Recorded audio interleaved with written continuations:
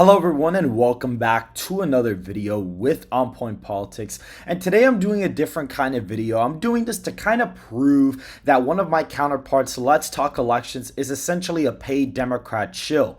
Make sure to hit the like button and subscribe to the channel. Make sure to go ahead and follow the Twitter and join the Discord server in the description down below. And so as you guys can see right here, I have pulled up Let's Talk Elections post about him posting his debate video before it drops, and I'm doing this before he even drops this analysis to prove to you that this guy is a paid shill. So basically what he's going to say is that the debate basically didn't influence anything, that he's going to admit that Biden had a bad debate performance. However, he's going to say that Trump was lying, that Trump also came off weird, and that he didn't really have any effective arguments. And he's going to say that incumbent presidents usually tend to lose their first debate, which is true, but I'm going to get to why in a second that's not going to be a valid argument this time.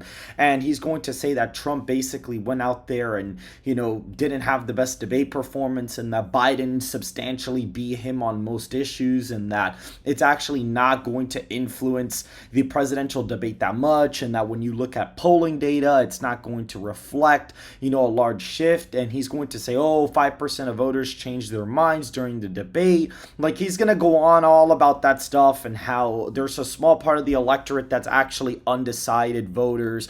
And that's basically what he's going to say. He's going to say that, those undecided voters, there's not that many, and they're not going to really influence the election. So the map is going to stay at 271 to Trump 267, essentially. That's what he's going to say. And I know this because he is a paid Democrat shill who we see right here on Instagram. He's posted up with the first lady, who really doesn't love her husband, to be honest, because if she really did, there's no way she would have let him go out like that day. And we see this kid literally modeling on the Biden-Harris official campaign site for free on Wednesday's tea, shirts.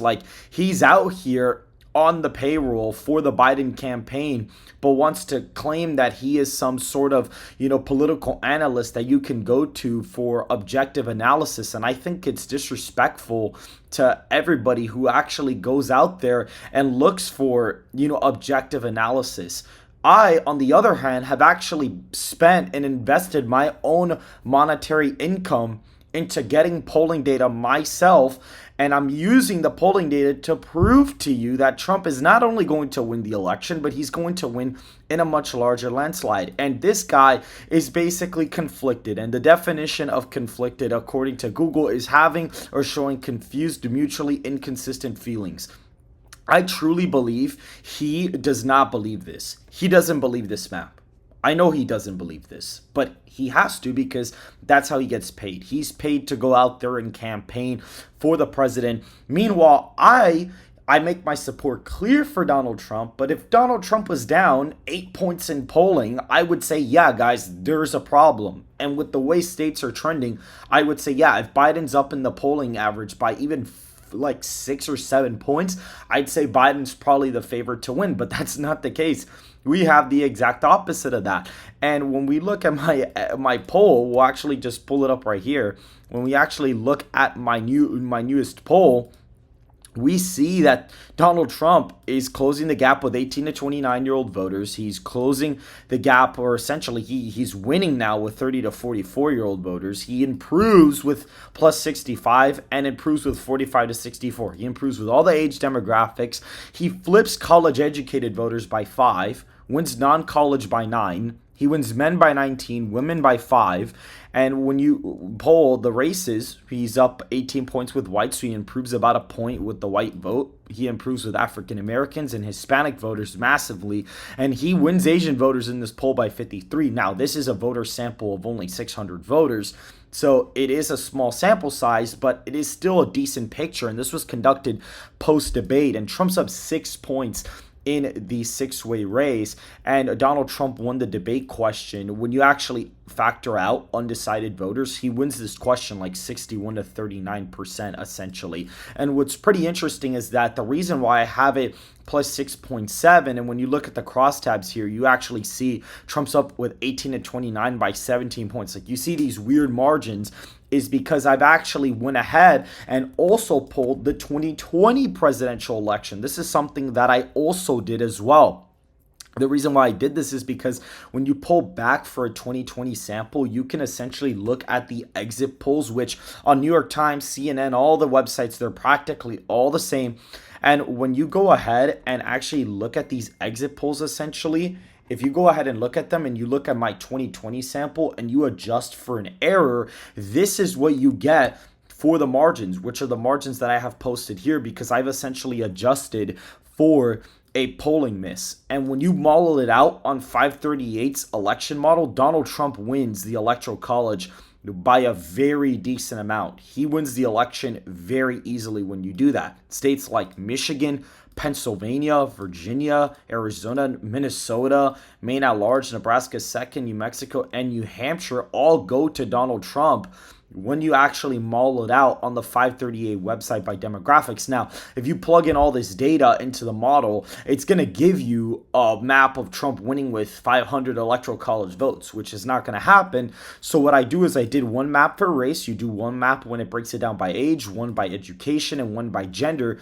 And when you do it that way, you average out the results. And this is what you get. You get Biden winning California by under 15. Hawaii's a 10-point win. Florida is right around the 15-point margin there. Illinois is below the 5-point margin. We see Maine at large be relatively competitive. Minnesota's like a 4-point win for Trump.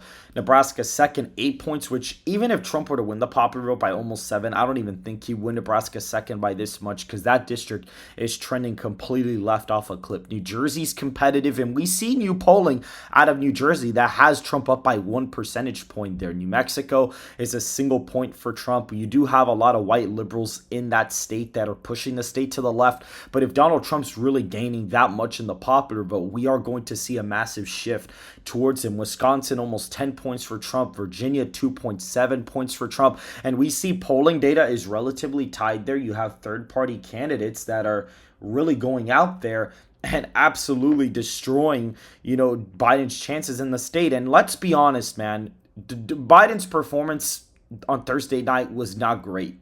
It was not. And objectively, it was not. And even though Trump's wasn't necessarily perfect either, Trump came across as more measured, more presidential. And Biden's issues that he's just too old and just didn't come across right. Like, I know many people that have said, like, oh, yeah, if Biden was 60 years old, and they would basically vote for him. Even if he had a stutter. They were like, oh, yeah, even if he had problems, if Biden was 60, I would literally still vote for Biden. But they're not going to because he's just that old. And so that is really going to cause a problem for Joe Biden in this presidential election. And yes, this is my election map prediction right now. Donald Trump is up with 347 electoral college votes to Biden's 191 electoral college votes. I mean, you see it in all of the polling data. In all the polling data, you see everything is shifting towards him. Like if we go here, for example, we see post-debate morning consult poll, Biden's up 1. Right in that poll. Tester is down 6 in a new poll when he was only down 3. If we go to Ledger, we see Donald Trump is up 8 points in a head-to-head matchup with third-party candidates there. Their last poll, literally right before the debate, had Biden up 2 points. And Trump wins the debate question by quite a bit. We see here Donald Trump 60 to 20%. Like in the debate, we see, considering who's going to vote, we see Kennedy actually really gain the most out of this, which is only going to hurt Biden more. And it's actually quite funny because if you notice, Biden lost 1.5%, Kennedy gains, but Trump gains a tiny bit. But the more Kennedy gets, the more it takes away from Biden. So Trump really basically swung his support by a pretty decent amount, to be honest. And you look at net favorabilities, Donald Trump gained a couple net points in favorability after the debate. So it is not looking great for him whatsoever. We see the betting odds are looking really bad.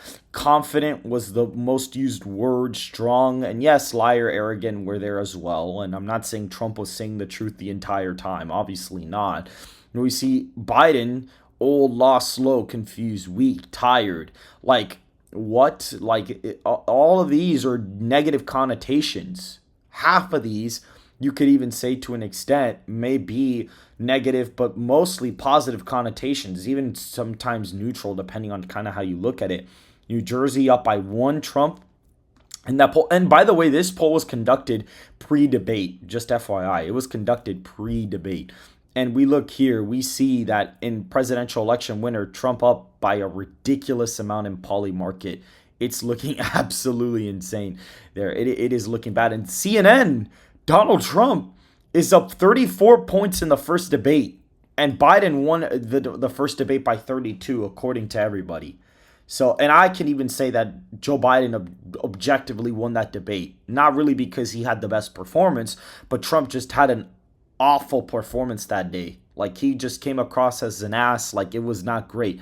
But the other day, Trump completely decimated Biden. He completely destroyed him that day. And so now everybody's like, well, you might actually be right. An electoral college landslide might actually be on the way for the former president, like you've been saying. And I'm going to be doing another video today, basically breaking down why, Donald Trump is going to win by an electoral college landslide. And so if you guys did enjoy this piece of content, make sure to hit the like button so the algorithm picks it up. Make sure to subscribe for more content just like this, and follow my Twitter and join the Discord server in the description down below. And I will see you guys very, very soon.